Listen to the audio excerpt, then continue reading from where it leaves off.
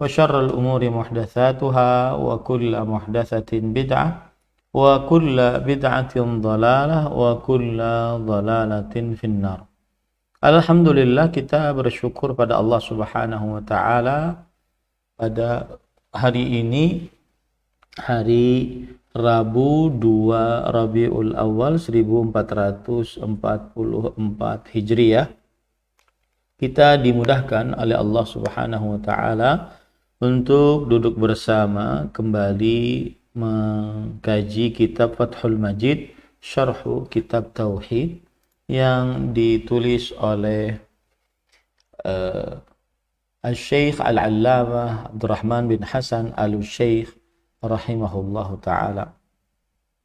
Salawat dan salam semoga selalu Allah berikan kepada Nabi kita Muhammad sallallahu alaihi wa ala alihi wasallam, pada keluarga beliau, para sahabat, serta orang-orang yang mengikuti beliau sampai hari kiamat kelak. Dengan nama-nama Allah yang husna dan sifat-sifatnya yang ulia, kita berdoa, Allahumma inna nas'aluka ilman nafi'an wa rizqan tayyiban wa amalan mutaqabbala, Allahumma amin. Ahibati fillah, afanillahu wa iyakum, kaum muslimin yang saya cintai karena Allah, semoga Allah Subhanahu wa taala selalu memberikan afiat kepada kita di dunia dan di akhirat. Pada kesempatan kali ini kita membahas masih di dalam bab yang ke-15, bab qaulillahi ta'ala, ayusyrikuna ma la yakhluqu syai'an wa hum yukhlaqun wa la yastati'una lahum nasran wa la anfusahum yansurun. Yang artinya, apakah mereka, bab firman Allah Subhanahu wa taala surat Al-A'raf ayat 191 192, yang artinya adalah, apakah mereka mensyirikkan Allah Subhanahu wa taala dengan sesuatu yang tidak mencipta apapun, bahkan mereka adalah makhluk ciptaan Allah Subhanahu wa taala. Mereka mensyirikkan Allah dengan makhluk yang tidak mencipta apapun, bahkan mereka adalah makhluk ciptaan Allah Subhanahu wa taala. Wala yastati'una lahum nasran wala anfusahum yansurun. Dan mereka tidak sanggup untuk memberikan pertolongan, tidak juga bisa menolong diri mereka sendiri. Ini adalah bab yang ke-15 dari kitab Tauhid. Baik, kita sudah sampai kepada dalil yang keempat yang dibawakan oleh penulis, ataupun dalil yang kelima ya. Sekarang pada kesempatan kali ini kita membahas dalil yang ke 1, 2, 3, 4, 5, 6. Dalil yang ke-6 ya, dalil yang terakhir. Tapi kita baca dalil di halaman, mohon ditampilkan oleh pihak Roja, di halaman 256. Ya, saya bacakan ya. Wa fihi an Abi Hurairah radhiyallahu anhu qala qama Rasulullah sallallahu alaihi wasallam hina unzila alaihi wa anzir ashiratakal aqrabin faqala ya ma'syara Quraisy au kalimatan nahwaha ishtaru anfusakum la ughni ankum minallahi syai'an ya Abbas ibn Abdul Muttalib la ughni anka minallahi syai'an ya Safiyah ammata Rasulillah sallallahu alaihi wasallam la ughni anki minallahi syai'an. Baik. Ini adalah dalil yang terakhir yang dibawakan oleh penulis di dalam kitab Tauhid bab yang ke-15 ini. Ya, dalam kitab Tauhid dalam bab yang ke-15 ini. Dan arti dari dalil tersebut adalah diriwayatkan dalam As-Sahih, yaitu dalam kitab Sahih Bukhari, dari Abu Hurairah radhiyallahu anhu, ia berkata, ketika diturunkan kepada Rasulullah sallallahu alaihi wasallam ayat, dan berilah peringatan kepada kerabat-kerabat yang terdekat, surat Asy-Syu'ara ayat 214. Maka Nabi Muhammad SAW berdiri dan bersabda, wahai segenap kaum Quraisy, tebuslah diri kalian dari siksa Allah dengan bertauhid kepadanya. Sedikit pun aku tidak berguna bagi diri kalian di hadapan Allah. Wahai Abbas bin Abdul Muttalib, sedikit pun aku tidak berguna bagi diri kalian di hadapan Allah. Wahai Safiyah, bibi Rasulullah sallallahu alaihi wasallam, sedikit pun aku tidak berguna bagi dirimu di hadapan Allah Subhanahu wa taala. Dan wahai Fatimah, putri Muhammad sallallahu alaihi wasallam, mintalah kepadaku apa yang kamu inginkan dari hartaku. Sedikit pun aku tak berguna bagi dirimu di hadapan Allah. Nah, itulah dari makna dan arti hadis yang kita baca. Taib, sekarang kita membaca apa yang disebutkan oleh penulis, yaitu di halaman 257. Qauluhu wa fihi ay fi sahihil Bukhari. Dan di dalam hadis tadi disebutkan wa fihi, dan di dalamnya, yaitu maksudnya di dalam sahih, kitab Sahih Bukhari. As-sahhu kutubin ba'dal Quran, kitab yang paling sahih setelah Al-Quran. Qauluhu an Abi Hurairah ukhtulifa fi ismihi wa sahahahu an-Nawawi an nasmahu Abdurrahman ibni Sakhr kama rawahu anna ismahu Abdurrahman ibnu Sakhr kama rawahu al-Hakim fil Mustadrak an Abi Hurairah radhiyallahu anhu qala kana ismi fil jahiliyah Abdu Syams ibnu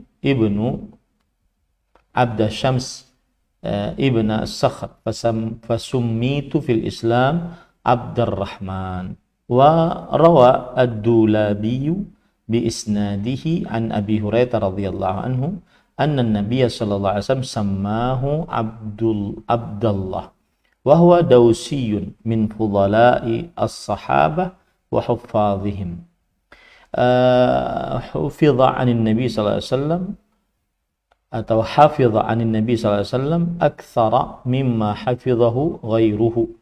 Mata sanata 7 atau 8 atau 59 wa huwa ibnu 78 sanah. Disebutkan bahwa Abu Hurairah terjadi ikhtilaf tentang nama beliau. Imam An-Nawawi rahimahullahu ta'ala mengatakan bahwa namanya adalah Abdurrahman bin Sakhr. Abdurrahman bin Sakhr, sebagaimana yang diriwayatkan oleh Imam Hakim dalam kitabnya Al-Mustadrak dari Abu Hurairah. Beliau bercerita bahwa dahulu namaku di masa jahiliyah Abdusyams bin Sakhr. Abdusyams bin Sakhr. Lalu di dalam Islam aku dinamai dengan Abdurrahman. Dan diriwayatkan oleh Ad-Dulabi dengan sanadnya dari Abu Hurairah radhiyallahu anhu bahwa Nabi Muhammad sallallahu alaihi wasallam menamai Abu Hurairah dengan Abdullah.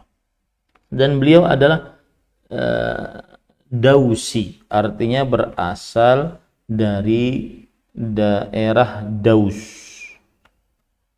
Dan Daus adalah sebuah daerah yang dekat dengan kota atau dengan negeri Yaman, Daus, ya, sebuah daerah yang dekat dengan negeri Yaman.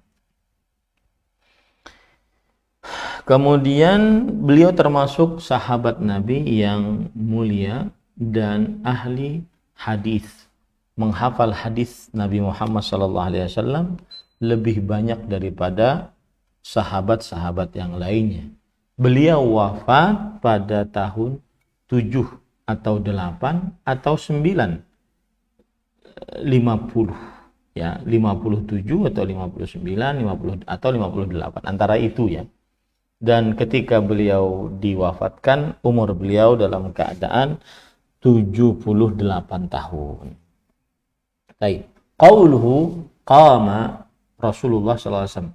Fi sahih min riwayat Ibnu Abbas, sa'ada Rasulullah sallallahu alaihi wasallam 'ala Safa. Nah, di dalam hadis tadi disebutkan Rasulullah SAW berdiri di dalam kitab yang sahih dari riwayat Abdullah bin Abbas bahwa Nabi Muhammad sallallahu alaihi wa ala alihi wasallam beliau naik ke atas sofa. Beliau naik ke atas sofa. Kemudian qauluhu hina unzila alaihi wa anzir ashiratakal aqrabin. Ashiratul rajul hum banu abihi al-adnaun au qabilatuhu li'annahum ahaqqun nasi bibirrika wa ihsanika ad-dini wad-dunyawi kama qala ta'ala ya ayyuhalladzina amanu qu anfusakum wa ahlikum nara waquduha an-nas wal hijarah waqad amarahu Allah ta'ala aidan bin nadaratil 'ammah kama qala ta'ala litunzira qauman ma unzira aba'uhum fahum ghafilun wa anzir ashirataka wa anzirin nas yauma ya'tihimul 'adzab. Di dalam hadis disebutkan yaitu saat diturunkan ayat kepada Nabi Muhammad SAW dan peringatanlah kerabat-kerabatmu yang terdekat. Kerabat seseorang yang terdekat adalah anak-anak dari bapaknya, ya, dan terus ke bawah, atau kabilah seseorang, anak-anak dari bapaknya, ya, atau kabilah seseorang. Kenapa? Karena mereka adalah orang yang paling berhak untuk mendapatkan kebaikanmu dan juga perbuatan ihsanmu, baik secara agama ataupun duniawi. Jadi yang dimaksud pada ayat wa anzir ashiratakal aqrabin, dan peringatlah kerabat-kerabatmu yang terdekat, maksudnya adalah anak keturunan bapak. Anak keturunan bapak. Jadi ada bapak kita, kemudian ada anak-anak keturunannya, baik itu saudara kita, yaitu kakak atau adik, ataupun dia adalah saudari bapak, saudara bapak, paman, bibi. Nah, itu namanya asyirah al-aqrabun, kerabat yang terdekat. Karena mereka lah orang yang paling berhak untuk mendapatkan kebajikan dan keperbuatan baik secara agama ataupun secara dunia. Sebagaimana firman Allah dalam surat At-Tahrim ayat 6, wahai orang beriman, jagalah diri kalian dan keluarga kalian dari api neraka, dan yang mana api neraka itu bahan bakarnya dari manusia dan bebatuan. Allah Subhanahu wa ta'ala juga telah memerintahkan untuk memberikan peringatan secara umum seperti dalam surat Yasin ayat 6, sebagaimana firman Allah Subhanahu wa ta'ala, agar engkau memberikan peringatan kepada orang-orang sebagaimana engkau telah diberikan peringatan oleh nenek moyangmu dan mereka orang-orang yang lalai.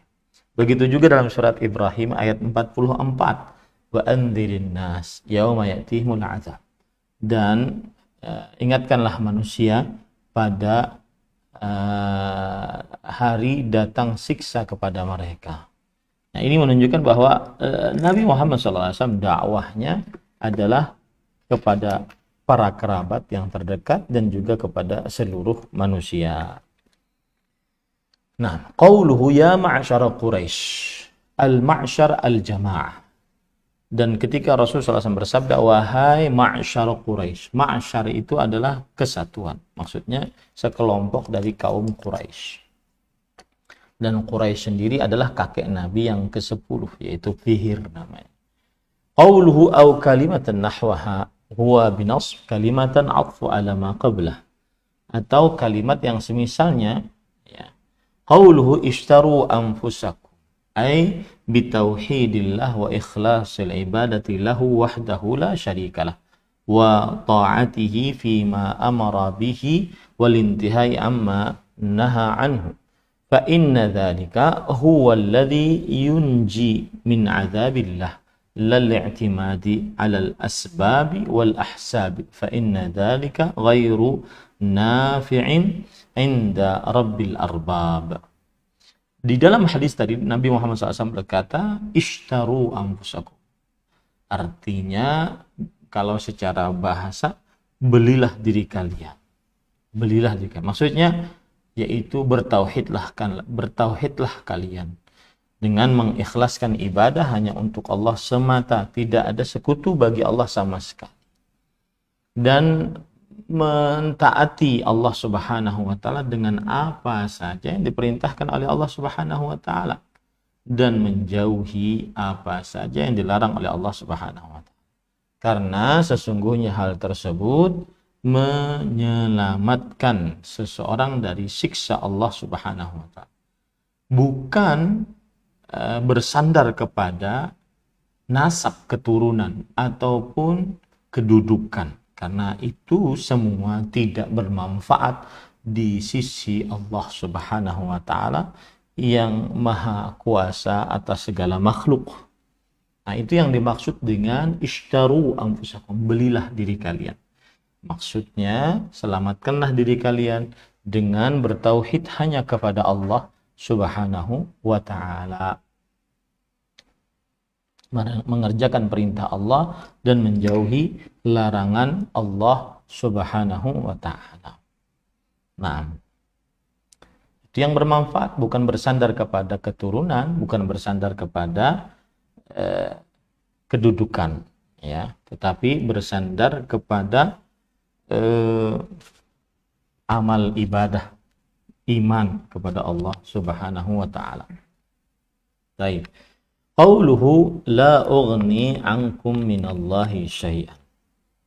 Yang artinya sabda Rasul sallallahu alaihi wasallam, aku tidak dapat memberikan pertolongan kepada Allah. Saya ulangi, aku tidak dapat, tadi bagaimana artinya? Sedikit pun aku tidak berguna bagi diri kalian di hadapan Allah. Sedikit pun aku tidak berguna bagi diri kalian di hadapan Allah Subhanahu wa ta'ala. Sebentar ya. Baik. Para ikhwah yang dirahmati oleh Allah Subhanahu wa ta'ala, fihi hujjatun ala man ta'allaqa alal anbiya wassalihin. Fihi hujjatun ala man ta'allaqa alal anbiya wassalihin wa raghiba ilaihim liyashfa'u lahum wa yanfa'uhu aw yadfa'u anhu fa inna dhalika minasyirik alladhi harramahu Allah ta'ala.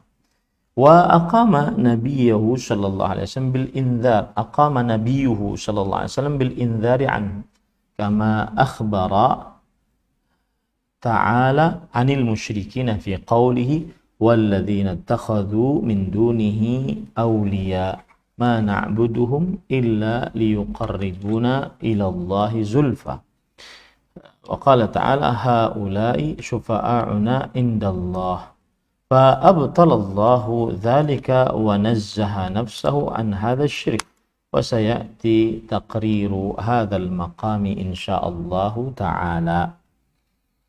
Di dalam hadis disebutkan la ughni ankum minallahi syai'a, sedikit pun aku tidak berguna bagi diri kalian di hadapan Allah. Di dalam ucapan Nabi Muhammad SAW ini terdapat bantahan, sanggahan atas siapa saja yang bergantung kepada Nabi dan orang-orang saleh dan menginginkan dari mereka manfaat, kebaikan, ataupun menolak kemudaratan, maka ini adalah kesyirikan yang Allah Subhanahu wa taala haramkan. Dan Nabi Muhammad sallallahu alaihi wasallam sudah memperingatkan akan hal tersebut, sebagaimana Allah Subhanahu wa taala memberitahukan tentang orang-orang musyrik, yaitu Allah berfirman dalam surat Az-Zumar ayat 3, walladzina ittakhadhu min dunihi awliya ma na'buduhum illa liyuqarribuna ilallahi zulfa. Dan orang-orang yang menjadikan selain Allah Subhanahu wa taala aulia, yaitu penolong-penolong, maka mereka mengatakan kami tidak beribadah kepada selain Allah tersebut, melainkan hanya supaya mendekatkan kami kepada Allah sedekat-dekatnya. Nah, ini maksudnya adalah meskipun demikian tidak diperbolehkan seseorang untuk menjadikan perantara antara dirinya dengan Allah Subhanahu wa taala. Tidak diperbolehkan. Mengapa demikian? Karena orang-orang musyrik di zaman dahulu dinyatakan sebagai orang musyrik meskipun mereka mengatakan kami tidak beribadah kepada perantara-perantara tersebut. Kami menginginkan perantara-perantara tersebut hanya untuk mendekatkan diri kami kepada Allah. Maka dengan hadis ini, yaitu Rasulullah SAW mengatakan, sedikit pun aku tidak berguna bagi kalian di hadapan Allah Subhanahu wa taala. Ini membantah pendapat yang menjadikan perantara antara dia dengan Allah, yaitu berupa para nabi, orang-orang soleh dan semisal. Begitu juga dalam surat Yunus ayat 18 ketika mereka mengatakan haula'i syufa'auna 'indallah. Mereka itu adalah pemberi syafaat kami di sisi Allah. Artinya mereka itu mendekatkan diri kami kepada Allah Subhanahu wa taala. Kami tidak menyembah mereka, cuma mereka mendekatkan diri kami kepada Allah. Maka ini dibatalkan oleh Allah Subhanahu wa taala. Ya, dan Allah mensucikan dirinya dari kesyirikan jenis ini. Dan insyaallah akan ada penegasan akan masalah ini insyaallah taala. Taib, wa fi sahih al-Bukhari ya bani Abdi Manaf la ughni ankum minallahi syai'a. Dan di dalam sahih Bukhari disebutkan yaitu riwayat tambahan, wahai bani Abdi Manaf la ughni ankum minallahi syai'a. Kalau tadi kan ya ma'syara Quraisy, berarti lebih jauh. Quraisy adalah kakek ke-10 Nabi Muhammad SAW. Bani Abdi Manaf berarti keturunan Nabi kakek Nabi yang ketiga, Abdullah Muhammad bin Abdullah bin Abdul Muttalib bin Hashim bin Abdi Manaf. Kakek Nabi yang ke Muhammad bin Abdullah bin Hashim Muhammad bin Abdullah bin Abdul Muttalib bin Hashim bin Abdi Manaf. Ya, kakek Nabi yang ketiga, ya, Abdul Manaf. Artinya wahai anak keturunan Abdul Manaf, kakek Nabi yang ketiga, sedikit pun aku tidak bisa memberikan bantuan bagi kalian di hadapan Allah Subhanahu wa taala. Qauluhu ya Abbas ibna Abdul Muttalib yunsab ibna yajuzu fi Abbas ar-rafa' wan nasb wa kadza fi qawlihi ya Safiyah ammata Rasulullah SAW ya Safiyah binta ya Fatimah binta Muhammadin sallallahu alaihi wasallam. Di dalam ucapan ya Abbas ibna Abdul Muttalib, ibna pakai fathah, mansub dia. Sedangkan ya Abbas bisa ya Abbasu, ya Abbasa. Ya Abbasu, ya Abbasa. Ya Abbas ibna. Atau begitu juga ya Safiyah, bisa ya Safiyatu, ya Safiyata. Ya, ini sedikit pembacaan bahasa Arab saja. Ya Fatimah tuh ya Fatimah tak bisa. Ya, yang jelas semuanya ammata atau binta. Ya Safiyata ammata Rasulillah sallallahu alaihi wasallam. Ya Fatimata binta Muhammadin sallallahu alaihi wasallam.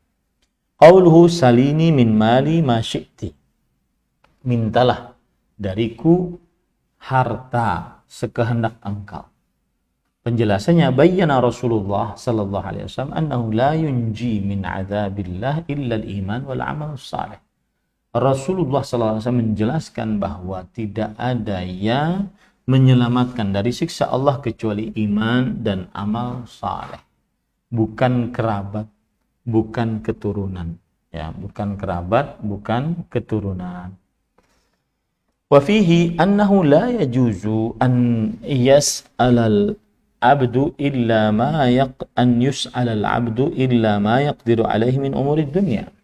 Nah, di dalam hadis-hadis ini terdapat pelajaran bahwa tidak diperbolehkan seorang hamba dimintai kecuali yang dia sanggupi dari perkara dunia. Tidak boleh kita minta kepada makhluk kecuali yang disanggupi dari perkara dunia.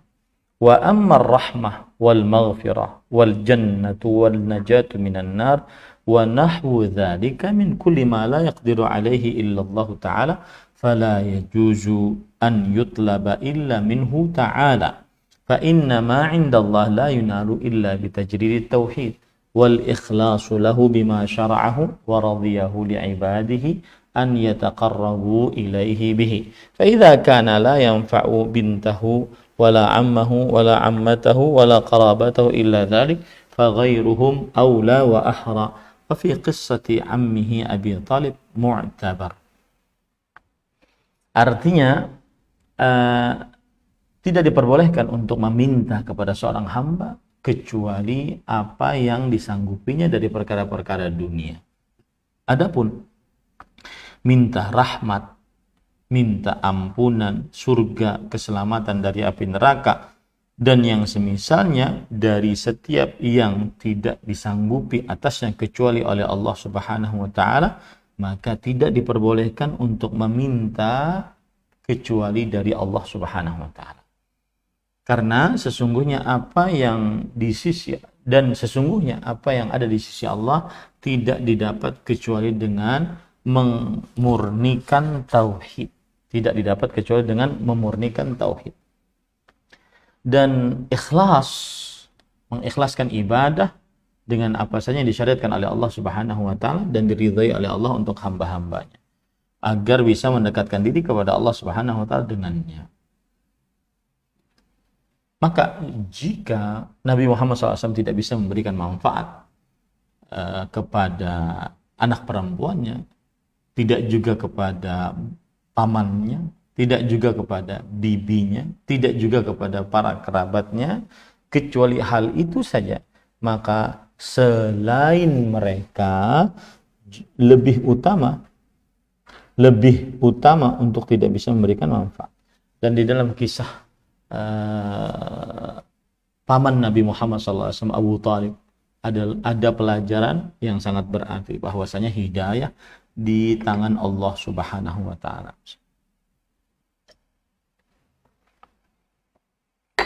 Baik. Kemudian penulis mengatakan, "Fanzur ila al-waqi'i al-an min katsir min an-nas min al-iltija' ila al-amwat wa at-tawajjuh ilayhim bir-raghabat war-rahabat wa hum 'ajizuna la yamlikuna li anfusihim darran wa la naf'an fadlan 'an ghayrihim yatabayyanu laka annahum laysu 'ala shay' innahum ittakhadhu asy-syayatin awliya min dunillah wa yahsabuna annahum muhtadun azhara lahum asy-syaitanu asy-syirka fi qalibi mahabbati as-salihin wa kullu salihin yabra'u ila Allah min hadha asy-syirki fid dunya wa yawma yaqumul ashhad." Maka perhatikanlah kepada realita saat sekarang ini dari kebanyakan manusia berupa bermunajat kepada orang-orang yang sudah mati, menghadapkan keinginan-keinginan dan rasa khawatir kepada orang yang sudah mati tersebut. Padahal orang yang sudah mati tersebut lemah, tidak memiliki untuk diri mereka sendiri bisa menahan bahaya atau memberikan manfaat. Apalagi untuk orang lain. Nah, ini semua jelas bagimu bahwasanya mereka tidak memiliki apa-apa. Hanya Allah Subhanahu wa ta'ala yang maha kuasa. Sebagaimana dalam surat Al-A'raf ayat 30, mereka menjadikan para syaitan sebagai sembahan-sembahan selain Allah. Dan mereka mengira bahwasanya mereka adalah diberi petunjuk oleh Allah Subhanahu wa ta'ala. Maka syaitan memperlihatkan untuk mereka kesyirikan di dalam hati dengan cara mencintai orang-orang saleh. Mereka menganggap bahwa ini adalah bentuk kami mencintai orang-orang saleh. Itu sebenarnya bisikan syaitan agar mensyirikkan Allah Subhanahu wa ta'ala. Padahal setiap orang saleh akan berlepas diri dari perbuatan kesyirikan tersebut di dunia dan akan berlepas diri saat dijadikan saksi-saksi kelak nanti pada hari kiamat. Mereka tidak mereka berlepas diri dari kesyirikan tersebut di hadapan Allah Subhanahu wa taala. Taib. Wala raiba anna mahabbatas salihin innama tahsulu bimuwafaqatihim fid din wa mutaba'atihim fi ta'ati rabbil alamin la bi ittikhadhihim andalan min dunillah yuhibbunahum ka hubbillahi isyrakan billah wa ibadatun li ghairillah wa adawatan lillah wa li rasulih was salihin min ibadihi kama qala ta'ala wa idh qala Allah ya Isa ibn Maryam anta qulta lin nasi ittakhidhuni wa ummi ilahayn min dunillah qala subhanak ma yakunu li an aqula ma laysa li bihaq in kuntu qultuhu faqad alimtah ta'lamu fi nafsi wa la a'lamu fi nafsik innaka anta 'allamul ghuyub. Wa qultu lahum illa ma amartani bihi an ya'budullaha rabbi wa rabbakum wa kuntu 'alaihim shahidan ma dumtu fihim falamma tawaffaytani kunta antar raqiba 'alaihim wa anta 'ala kulli syai'in syahid.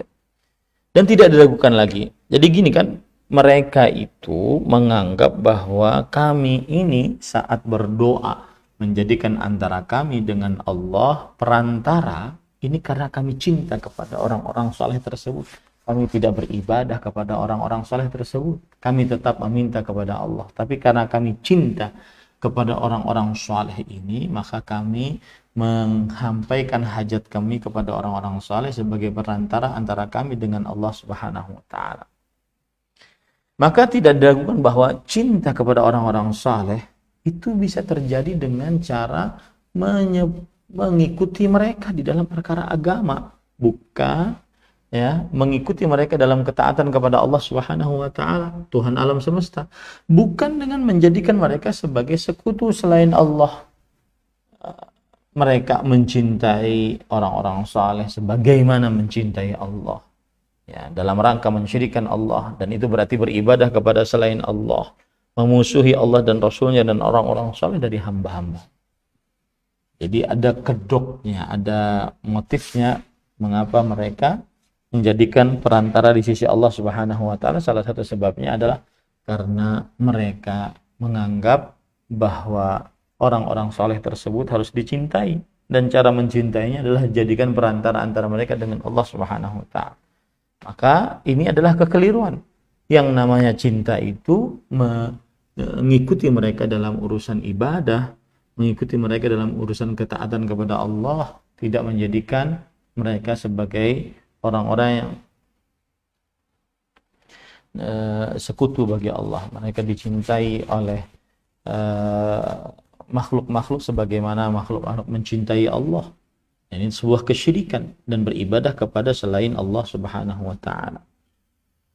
Dan ini adalah permusuhan kepada Allah dan Rasulnya dan orang-orang saleh dari hamba-hambanya. Sebagaimana firman Allah dalam surah Al-Maidah ayat 116 sampai 117. Ya.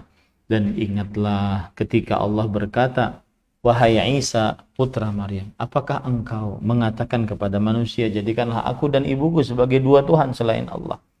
Maka Nabi Isa mengatakan, Maha suci Allah. Aku tidak pantas untuk mengucapkan yang aku tidak pantas atau tidak berhak untuk mengucapkannya. Jika aku telah mengucapkannya, maka engkau telah mengetahuinya ya Allah subhanahu wa ta'ala. Engkau mengetahui apa yang ada dalam diriku, dan aku tidak mengetahui apa yang ada dalam dirimu. Sesungguhnya engkau adalah maha mengetahui akan hal gaib. Aku tidak mengatakan kepada mereka kecuali yang engkau perintahkan kepadaku, yaitu beribadahlah kepada Allah, dan janganlah kalian beribadahlah kepada Allah Tuhan kalian dan Tuhanku dan Tuhan seluruh kalian. Dan aku akan menjadi saksi bagi mereka atau atas mereka selama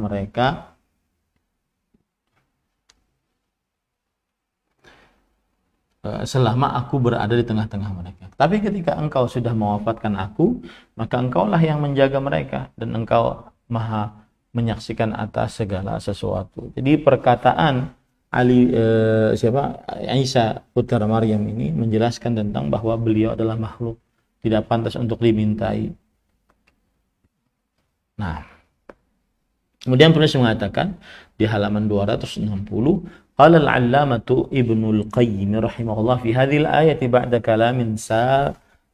kalamin sabaq thumma nafa an yakuna qala lahum ghairu ma umira bihi wa huwa mahdhu at-tauhid.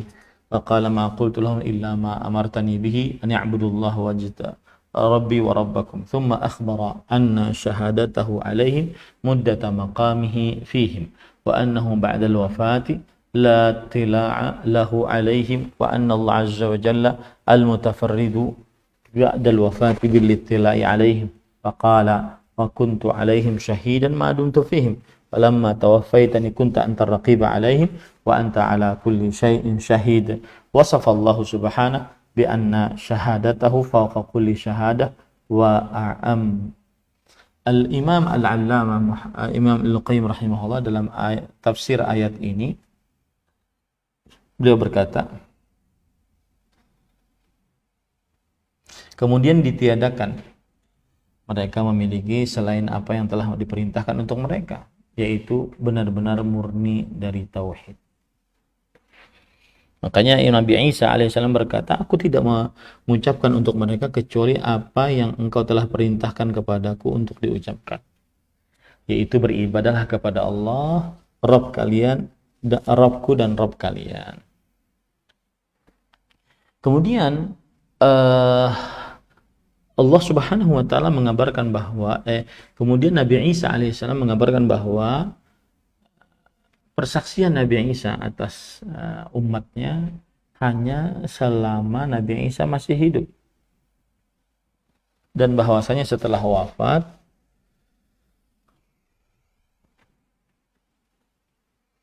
Nabi Isa tidak bisa meneliti mereka lagi, dan bahwasanya Allah subhanahu wa ta'ala satu-satunya yang bisa menyaksikan mereka setelah Nabi Isa wafat.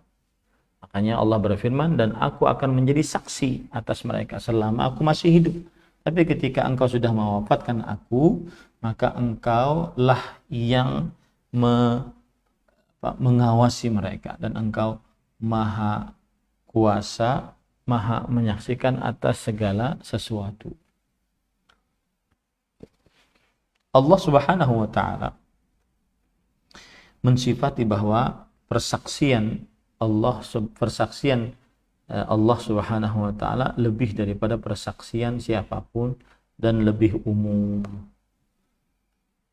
Qultu fa fi hadha bayanun anna al-musyrikina khalafu ma amara Allah bihi rusulah min tauhidihi alladhi huwa dinuhum alladhi ittafaqu alayhi wa da'u an-nasa ilayhi wa faraquhum fihi illa man amana. فكيف يقال لمن دان بدينهم وأطاعهم فيما أمروا به من إخلاص العبادة لله وحده إنه قد تنقصهم في هذا التوحيد الذي أطاع به ربه واتبع فيه رسله عليهم السلام ونزه به ربه عن الشرك الذي هو هضم للربوبية وتنقص للإلهية وسوء ظن برب العالمين.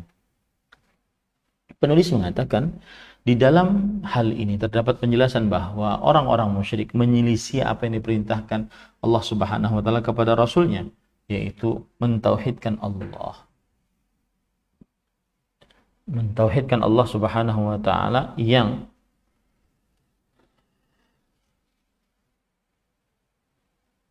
ajaran agama mereka yang mereka sepakati atasnya dan mereka mengajak manusia kepadanya, yaitu tauhid Allah Subhanahu wa taala.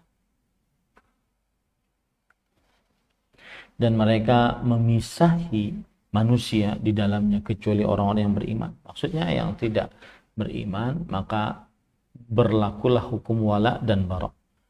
Lalu bagaimana bisa dikatakan siapa yang mengikuti dengan agama para rasul, mentaati para rasul dengan apa yang diperintahkan berupa ikhlas ibadah kepada Allah Subhanahu wa taala semata, sesungguhnya beliau telah meremehkan tauhid yang Allah Subhanahu wa taala ditaati di dalamnya dan mengikuti di dalamnya rasul-rasulnya alaihi wassalatu wassalam. Dan Allah Subhanahu wa taala mensucikan dirinya dari kesyirikan yang merupakan penegak terhadap tauhid, penghancuran tauhid rububiyah, pengurangan tauhid uluhiyah, dan juga buruk sangka kepada Allah Subhanahu wa taala. Maksud dari perkataan ini adalah bahwa orang-orang yang mensyirikkan Allah Subhanahu wa taala dengan orang-orang saleh, mereka itu sebenarnya sedang menyelisihi tujuan manusia diciptakan oleh Allah Subhanahu wa taala. Ya. Menjadikan antara dia dengan Allah perantara ini, dia sudah menyelisihi tujuan dari penciptaannya. Beribadah, yaitu beribadah kepada Allah Subhanahu wa taala dengan ikhlas. Wal musyrikun hum a'da'ur rusul wa khusama'uhum fid dunya wal akhirah. Orang-orang musyrik adalah musuh para rasul dan juga musuh para rasul dan juga musuh-musuh mereka di dunia dan di akhirat. Waqad syara'u li atba'ihim an yatabarra'u min kulli musyrikin wa yakfuru bih. Dan syara'u, mereka telah mensyariatkan untuk pengikut-pengikutnya untuk berlepas diri dari setiap orang musyrik dan kufur terhadap kesyirikan. Wa yubghiduhu wa yu'aduhu fi rabbihim wa ma'budatih.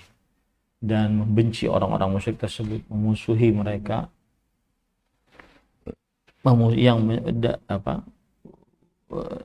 bahwa para rasul alaihi wassalatu wassalam telah mensyariatkan untuk pengikut-pengikutnya agar berlepas diri dari setiap orang musyrik, mengkufuri apa yang dilakukan oleh orang musyrik, membenci, memusuhi apa yang dilakukan oleh orang musyrik, ya, terhadap Allah Subhanahu wa taala dan terhadap tempat Tuhan-Tuhan yang mereka sembah. Qul falillahil hujjatul balighah falau syaa lahadakum ajma'in. Katakanlah wahai Muhammad sallallahu alaihi wasallam, maka hanya Allah yang memiliki alasan yang dalam. Dan kalau seandainya Allah menghendaki, niscaya Allah akan memberikan petunjuk kepada kalian seluruhnya. Intinya para ikhwah yang dirahmati oleh Allah Subhanahu wa taala, bahwasanya bab ke-15 ini adalah bukti nyata tauhid kepada Allah Subhanahu wa taala, yaitu Allah Subhanahu wa taala bahwa dalam hadis ini mengabarkan tentang apa saja yang dilakukan oleh Rasul sallallahu alaihi wasallam ketika diperintahkan Allah di dalam Al-Qur'an untuk memperingatkan kerabat terdekatnya dari kaum Quraisy. Beliau menyerukan kepada paman, bibi, serta anak-anak perempuan beliau agar masing-masing menyelamatkan diri dari siksa Allah dengan cara mentauhidkan Allah dalam ibadah dan taat kepada Allah. Dan beliau menegaskan bahwa tidak ada yang dapat menahan dari siksa Allah jika mereka tidak beriman. Hanya bermodalkan kedekatan nasab dengan beliau tidak bermanfaat tanpa iman. Kemudian hubungan dalil dengan bab adalah menunjukkan kebatilan, kesyirikan dan lemahnya sembahan selain Allah. Ini yang kita inginkan, lemahnya sembahan selain Allah Subhanahu wa taala. Dan ini semua menunjukkan tetapnya tauhid dengan bukti-bukti yang nyata. Tetapnya Allah, hanya Allah yang paling pantas untuk diibadahi dengan bukti-bukti yang nyata. Karena Rasulullah SAW saja tidak dapat menolong para kerabatnya jika tidak bertauhid dan tidak taat kepada Allah. Beliau tidak dapat menentukan nasib seseorang, apalagi manusia yang derajatnya di bawah beliau lebih tidak sanggup lagi. Itu sisi pendalilan dari dalil yang kelima yang berkaitan dengan bab. Nah, ini kira-kira yang bisa disampaikan pada kesempatan kali ini. Insyaallah ta'ala pada pertemuan yang akan datang kita akan membahas bab yang ke-16, yaitu surat As-Saba ayat 23, dan bab yang ke-16 ini membicarakan tentang buktinya tauhid, yaitu Allah yang maha kuasa, maha pencipta, dan lemahnya makhluk. Pengulangan ini dari bab sebelumnya sebagai penekanan, karena banyak yang terposok dalam kesyirikan, meyakini bahwa makhluk memiliki kekuatan dan kekuasaan yang bukan dimilikinya. Ini insya Allah kita bahas pada pertemuan bab yang ke-16. Itu dulu bab yang ke-15. Wallahu a'lam. Nah, Baik, Ustaz, barakallahu fikum, jazakumullahu khairan. Terima kasih atas keuangan waktu yang Ustaz sempatkan untuk menyampaikan bimbingan dan pelajaran yang bermanfaat kepada kami di kesempatan pagi hari ini. Semoga Allah memberikan taufik dan kemudahan bagi kita semuanya untuk bisa memahami pelajaran ini dan mengamalkannya. Selanjutnya kami berikan kesempatan untuk Anda yang bertanya secara langsung via telepon. Kami tunggu di line telepon 0218236543. Sebutkan nama Anda dan dari mana Anda berasal. Untuk pesan singkat di 0819896543. Silakan untuk telepon yang pertama, kami tunggu. Halo. Halo. Tersambungkan. Silakan kami memberikan kesempatan bagi Anda yang bertanya secara langsung via telepon seputar pembahasan ini di layanan telepon 0218236543 atau pesan singkat di 0819896543. Halo.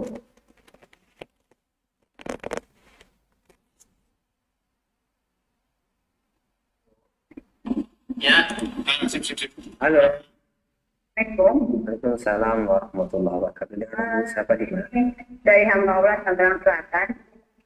Silakan Ibu pertanyaannya. Ya, gini apa? Pak Ustadz, manusia kan nggak bisa melihat jin ya, nggak bisa ke alam gaib gitu ya. Tapi kadang-kadang ada yang suka lihat penampakan gitu atau jin itu sendiri yang menampakkan diri, Ustadz. Ya, Assalamualaikum. Waalaikumsalam warahmatullahi wabarakatuh. Silakan Ustaz. Bismillah, walhamdulillah, wassalatu wassalamu ala rasulillah wa ala alihi wa ashabihi wa man walah, amma ba'd. Apakah manusia mungkin melihat jin? Maka jawabannya, asal hukumnya manusia tidak melihat jin sebagaimana firman Allah Subhanahu wa taala, innahu yarakum huwa wa qabiluhu min haitsu la tarawnahum. Sesungguhnya jin dan kabilahnya melihat kalian dari arah yang kalian tidak sangka-sangka. Akan tetapi ada beberapa keterangan bahwa Nabi Muhammad SAW pernah melihat jin, kemudian juga para sahabat Nabi radhiyallahu anhum pernah melihat jin, ya. Maka yang seperti ini ada dalil-dalil yang menunjukkan akan hal itu. Baik. Para ikhwah yang dirahmati oleh Allah Subhanahu wa taala, Ada penjelasan-penjelasan. Yang pertama adalah bahwa menurut pendapat mayoritas para ulama bahwa jin bisa dilihat jika dia berubah bentuk dari bentuk aslinya. Jin bisa dilihat jika dia berubah bentuk dari bentuk aslinya pada beberapa waktu atau untuk sebagian manusia. Pada beberapa waktu atau untuk sebagian manusia. Maka ini adalah pendapat yang lebih kuat. Jadi apa yang bisa dilakukan oleh jin tersebut bisa dilihat oleh manusia jika memang jinnya berubah bentuk dari bentuk aslinya. Nah, wallahu a'lam. Baik, Ustaz, terima kasih atas jawabannya. Semoga bermanfaat khusus untuk yang bertanya dan kita semuanya yang menyimak pada kesempatan pagi hari ini. Silakan kami buka kembali untuk Anda yang ingin menghubungi nomor kami via telepon di 0218236543. Halo. Halo, Assalamualaikum. Waalaikumsalam warahmatullahi wabarakatuh. Bapak dengan siapa ini di mana? Dari Bapak Agustin di Maluku Utara. Silakan Pak Agustin pertanyaannya. Saya bertanya, apakah boleh kita bertawassul kepada para kiai atau ustadz yang tak beribadah untuk minta didoakan? Sudah cukup? Ya, untuk didoakan supaya kehidupan kita lebih baik ke depan. Tapi yang mereka masih hidup, bukan orang meninggal. Baik Bapak, terima kasih atas pertanyaannya. Ditunggu jawabannya. Silakan Ustaz. Bismillah, walhamdulillah, wassalatu wassalamu ala rasulillah wa ala alihi wa ashabihi wa man wala, amma ba'd. Tawassul jenis seperti ini minta didoakan dengan orang-orang yang saleh yang masih hidup, ada dan sanggup berdoa, diperbolehkan. Karena para sahabat Nabi radhiyallahu anhum meminta kepada Nabi Muhammad sallallahu alaihi wasallam agar berdoa. Seperti para sahabat meminta agar Rasulullah SAW berdoa, meminta hujan. Allahumma aghithna, kata Rasul sallallahu alaihi wasallam. Kemudian juga seperti Abu Hurairah radhiyallahu anhu minta kepada Rasulullah sallallahu alaihi wasallam agar Rasulullah SAW mendoakan ibunya masuk Islam. Akhirnya ibunya pun masuk dalam agama Islam. Kayak ini diperbolehkan, tidak mengapa. Ya, seperti juga Rasulullah SAW bahkan memerintahkan Umar bin Khattab radhiyallahu anhu agar meminta kepada Uwais Al-Qarani, ya, Uwais Al-Qarani yang waktu itu masih belum ada, dan beliau adalah seorang tabi'i, untuk dimintai istighfar. Kata Nabi Muhammad SAW kepada Umar bin Khattab, jika engkau bertemu dengan Uwais Al-Qarani, maka mintalah kepada mereka agar berdoa diampuni oleh Allah Subhanahu wa taala. Berdoa agar meminta kepada Allah untuk memberikan maghfirah kepada Umar bin Khattab radhiyallahu anhu. Nah, ini menunjukkan bahwa boleh minta doa kepada orang saleh yang masih hidup, ada dan sanggup untuk berdoa. Wallahu a'lam. Baik, Ustaz, terima kasih atas jawabannya. Selanjutnya kami berikan kesempatan kembali, silakan bagi Anda yang bertanya via telepon masih di nomor 0218236543. Halo. Assalamualaikum warahmatullahi wabarakatuh, Bari. Waalaikumsalam warahmatullahi wabarakatuh. Pak Bud, silakan pertanyaannya. Ustaz, semoga Ustaz diberi kesehatan dan keselamatan berserta keluarga di rumah Ustaz. Amin. Amin. Izin bertanya Ustaz. Ya. Wa ma khalaqtul jinna wal insa illa liya'budun. Tidak akan kuciptakan jin dan manusia kecuali beribadah kepadaku, kata Allah. Jadi bentuk ibadah mereka Ustaz, seperti sholatnya gitu, apa serupa Ustaz sama sholatnya kita Ustaz? Apa ada dalilnya itu Ustaz? Iya, terima kasih. Ya, itu aja Ustaz. Semoga kami mendapat ilmu yang bermanfaat. Assalamualaikum warahmatullahi wabarakatuh. Waalaikumsalam warahmatullahi wabarakatuh. Silakan. Bismillah, walhamdulillah, wassalatu wassalamu ala rasulillah wa ala alihi wa ashabihi wa man wala amma ba'd. Semenjak Nabi Muhammad sallallahu alaihi wasallam diutus menjadi nabi dan rasul, maka lingkup dakwah beliau kepada seluruh umat manusia bahkan jin. Maka syariatnya seluruhnya sama antara manusia seluruhnya satu dunia. Adapun syariatnya seluruhnya sama antara manusia dengan jin, apakah sama? Maka Allahu a'lam, saya tidak tahu. Nah, Baik. Selanjutnya kami berikan kesempatan kembali masih via telepon di 0218236543. Selaya kita menunggu pesan singkat yang masuk di kesempatan kali ini. Silakan. Halo. Halo. Tersambung. Kami tunggu pertanyaan Anda seputar pembahasan ini baik via telepon maupun pesan singkat. Untuk pesan singkat di 0819896543. Untuk telepon masih kami berikan kesempatan. Silakan. Halo. Halo. Berikutnya kami akan bacakan dari pesan singkat yang telah masuk. Assalamualaikum warahmatullahi wabarakatuh, dari seorang bapak yang bertanya, Assalamualaikum Ustadz. Di kumpulan pengajian kami biasanya mengundang habaib-habaib, kemudian kita meminta diberkahi dan syafaat kepadanya. Apakah benar para keturunan Rasul pun bisa memberikan syafaat? Silakan Ustaz. Bismillah, alhamdulillah, wassalatu wassalamu ala rasulillah wa ala alihi wa ashabihi wa man wala amma ba'd.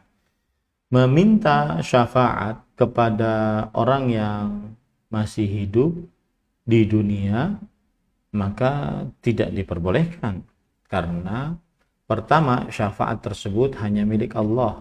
Yang kedua, meminta syafaat berarti berdoa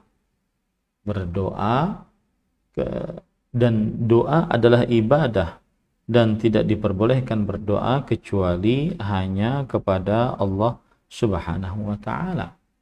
Oleh sebab itulah seseorang semestinya berdoa hanya kepada Allah Subhanahu wa taala. Tidak diperbolehkan dia berdoa kepada selain Allah Subhanahu wa taala. Contoh misalkan, wahai Habib Fulan, berikanlah saya syafaat. Habibnya ada depan dia, masih hidup di dunia. Maka yang pertama adalah syafaat milik Allah. Yang kedua, seperti itu berdoa kepada seorang makhluk, dan tidak diperbolehkan berdoa kepada seorang makhluk. Kemudian yang ketiga adalah syafaat bisa diberikan kepada seseorang dengan izin Allah Subhanahu wa taala. Setelah Allah mengizinkan baru diperbolehkan. Kalau belum diizinkan oleh Allah Subhanahu wa taala maka tidak diperbolehkan.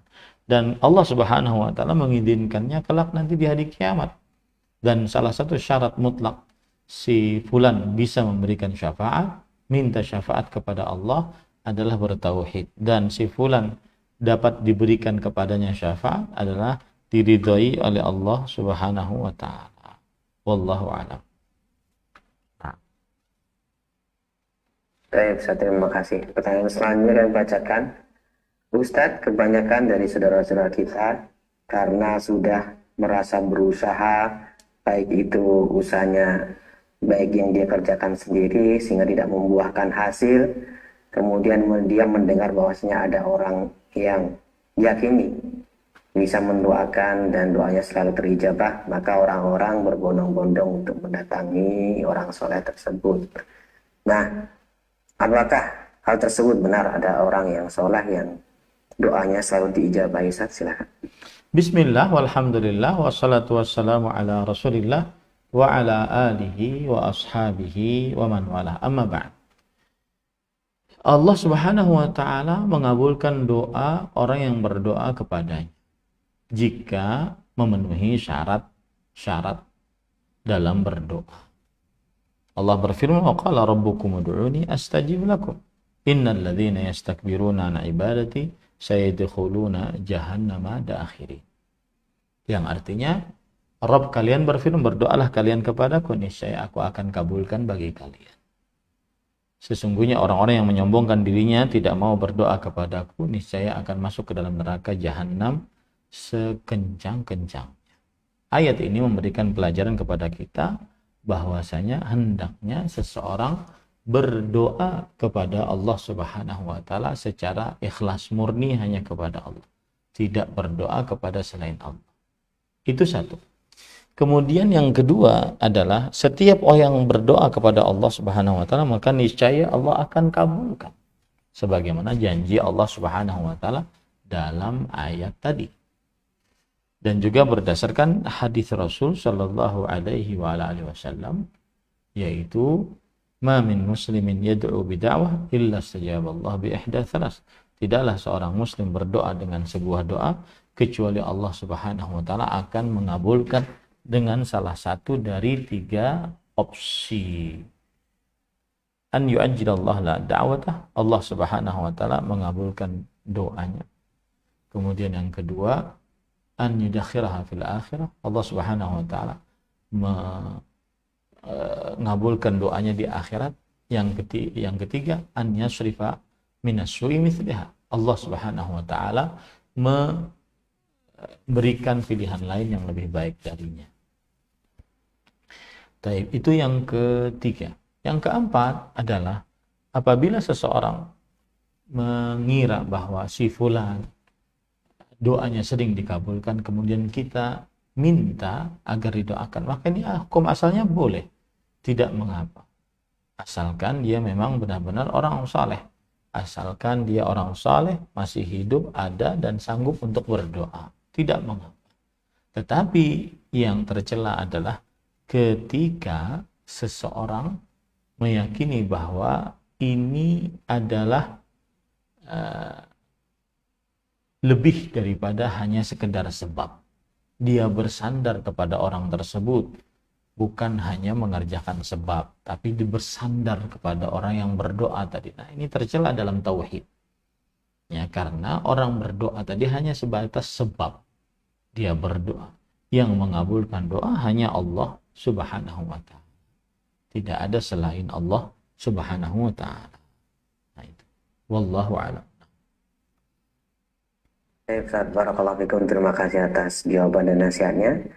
Kembali kami berikan kesempatan untuk telepon, silahkan di 0218236543. Kami angkat. Halo. Waalaikumsalam warahmatullahi wabarakatuh. Halo. Dengan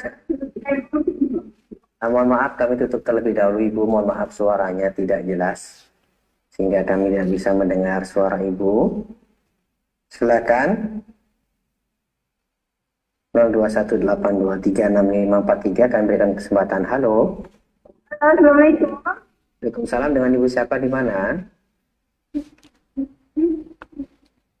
Silakan Ibu, pertanyaannya langsung saja.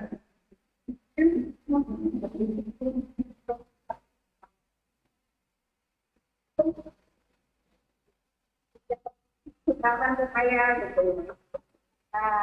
Terus saya tanya, saat itu ada. Halo Ibu, mohon maaf terputus. Mohon maaf karena terputus Ibu. Kami akan bacakan saja dari pesan singkat. Assalamualaikum Ustaz, izin bertanya. Waalaikumsalam. Apa sikap kita yang paling bagus? Izin bertanya, bagaimana dengan seorang imam masjid yang kita tahu bahwa beliau melakukan praktik meramal nasib orang yang datang kepadanya. Kita menyikapinya imam kita tersebut bagaimana Ustaz? Bismillah, alhamdulillah, wassalatu wassalamu ala rasulillah wa ala alihi wa ashabihi wa man walah, amma ba'd. Apabila memang terbukti fulan tersebut melakukan kesyirikan, yaitu dengan meramal, dan praktek meramal adalah kesyirikan, karena hal gaib tidak ada yang mengetahuinya kecuali Allah Subhanahu wa Ta'ala. Ya, maka pada saat itu seorang tidak diperbolehkan untuk menjadi imam dalam keadaan dia mensyirikkan Allah Subhanahu wa Ta'ala, karena sholat di belakang orang musyrik tidak sah. Sholatnya orang musyrik tidak sah, berimaman dengan orang musyrik tidak sah, kalau memang terbukti bahwasanya dia melakukan praktik meramal akan hal gaib. Allah Subhanahu wa Ta'ala berfirman, "Qul la ya'lamu fis samawati wal ardil ghaiba illallah." Katakanlah wahai Muhammad, tidak ada yang mengetahui akan hal gaib di langit dan di bumi melainkan Allah Subhanahu wa Ta'ala. Dan juga Rasulullah SAW bersabda, "Man ata kahinan aw arrafan fasaddaqahu bima yaqul faqad kafara bima unzila ala Muhammad." Siapa yang mendatangi tukang ramal yang mengaku mengetahui akan hal gaib yang telah lalu, atau tukang ramal yang mengaku mengetahui akan hal gaib yang akan datang, maka ia lalu percaya dengan apa yang diucapkan, maka sungguh dia telah kafir dengan apa yang diturunkan kepada Nabi Muhammad sallallahu alaihi wasallam, yaitu surah An-Naml ayat 65. Katakanlah wahai Muhammad sallallahu alaihi wasallam, tidak ada yang mengetahui akan hal gaib di langit dan di bumi melainkan Allah Subhanahu wa Ta'ala. Maka yang jika memang benar-benar terbukti bahwa imam masjid tersebut melakukan praktek kesyirikan, meramal akan hal gaib, maka berarti tidak diperkenankan untuk menjadi imam. Ya, wallahu a'lam. Ustaz, barakallahu fikum, jazakumullahu khairan Ustaz. Terima kasih atas kesediaan Ustaz untuk menjawab beberapa pertanyaan yang telah masuk, baik via telepon maupun pesan singkat. Nampaknya waktu juga yang akhirnya membatasi pertemuan kita di kesempatan pagi hari ini. Sebelum kami akhiri, kami mohon ikhtitam dari Ustaz. Fadhal ya Ustaz. Bismillah, walhamdulillah, wassalatu wassalamu ala rasulillah wa ala alihi wa ashabihi wa man walah, amma ba'd. Kita sekarang di dalam bulan Rabiul Awal. Sebagian besar kaum muslimin biasanya di bulan Rabiul Awal mengingat dan memperingati hari kelahiran Rasulullah sallallahu alaihi wasallam. Tapi jangan lupa bahwa Nabi Muhammad sallallahu alaihi wasallam diwafatkan bulan Rabiul Awal. Bahkan para ulama, tidak ada perbedaan pendapat di antara para ulama tentang hari wafatnya beliau, tanggal wafatnya beliau, bulan wafatnya beliau, dan tahun wafatnya beliau. Senin 12 Rabiul Awal tahun ke-11 Hijriah. Nah, yang patut diingat adalah sebelum wafat Nabi Muhammad SAW, beliau memberikan wasiat-wasiat. Wasiat adalah pesan penting sebelum wafat yang harus dikerjakan setelah wafat. Di antara wasiatnya yaitu selalu menjaga sholat. Alangkah banyaknya sebagian kaum muslimin meninggalkan sholat 5 waktu. Berarti tidak mengerjakan wasiat Rasulullah SAW saat beliau sebelum wafat. Di antara wasiatnya tidak menjadikan kuburan-kuburan sebagai tempat ibadah. Alangkah banyaknya dari kaum muslimin yang menjadikan kuburan-kuburan dihias, dibangun, kemudian beribadah di dalamnya. Lebih khusyuk kadang-kadang beribadah di samping kuburan dibandingkan di dalam masjid Allah Subhanahu wa Ta'ala. Ini berarti tidak mengerjakan wasiat Rasulullah sallallahu alaihi wasallam. Yang ketiga di antara wasiatnya adalah yaitu berbuat baik kepada para istri. Maka alangkah banyaknya suami-suami yang berbuat zalim, semena-mena terhadap istri. Padahal Rasulullah SAW berwasiat saat haji wada 3 bulan sebelum beliau wafat untuk berbuat baik kepada para perempuan. Ala wastausu bin nisa'i khair. Ingatlah, aku wasiatkan kalian wahai para suami untuk berbuat baik kepada para istri-istri kalian. Dan ini juga wasiat banyak dilanggar oleh sebagian kaum muslimin. Maka pelajarilah wasiat-wasiat Nabi sebelum wafatnya pada hari Senin tanggal 12 Rabiul Awal tahun ke-11 Hijriah.